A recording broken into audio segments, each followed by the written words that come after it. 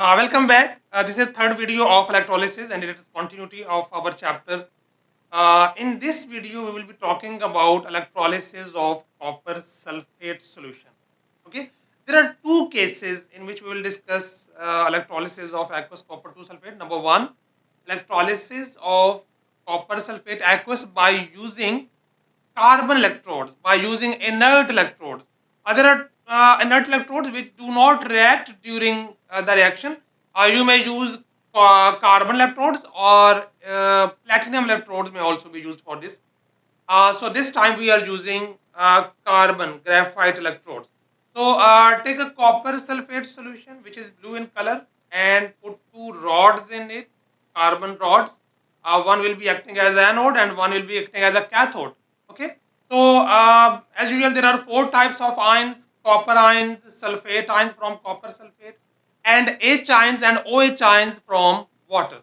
So positive ions will definitely move toward cathode and negative ions move towards anode.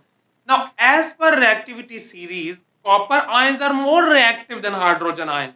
So copper ions will discharge at cathode, they will gain 2 electron and they will deposit at cathode.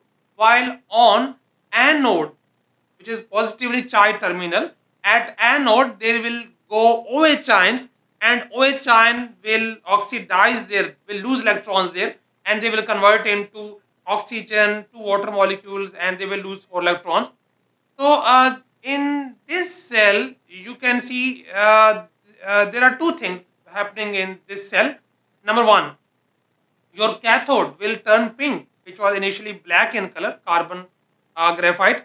It will turn pink, and there will be a gas, colorless gas coming out at anode. So if the examiner says write down your observation at anode or cathode, so you will write that cathode will turn pink and anode there will be bubbles of colorless gas coming out. And what about the resulting solution?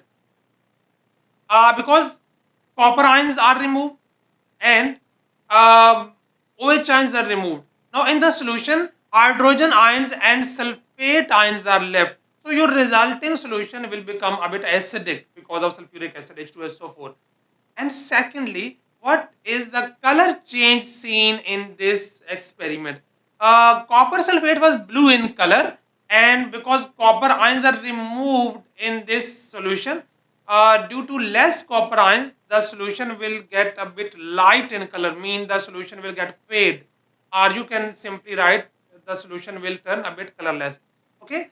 There is another case of copper sulfate aqueous solution electrolysis, and that is electrolysis by using copper electrodes. Okay.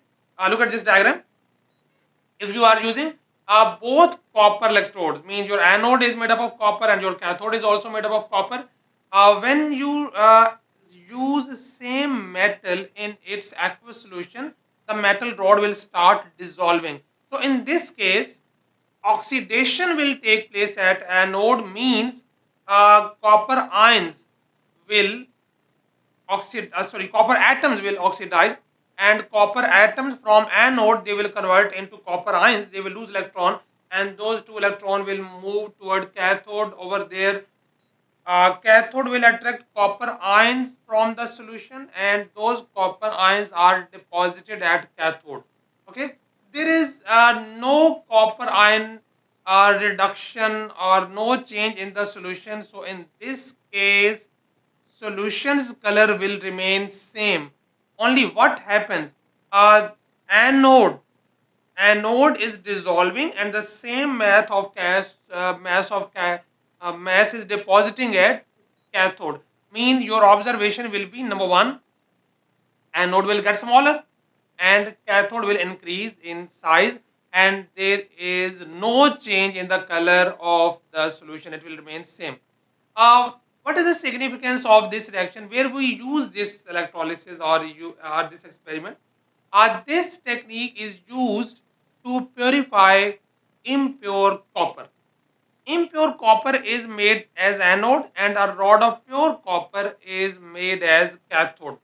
Um, Impure copper, it dissolves and it uh, transfers toward cathode, so mass of cathode increases, and the impurities in anode, they will settle down. Impurities, sand and mud, they will settle down, and pure copper will deposit at cathode. Okay, so it is used for copper refining. Have you got this? Do share, like, and subscribe the channel.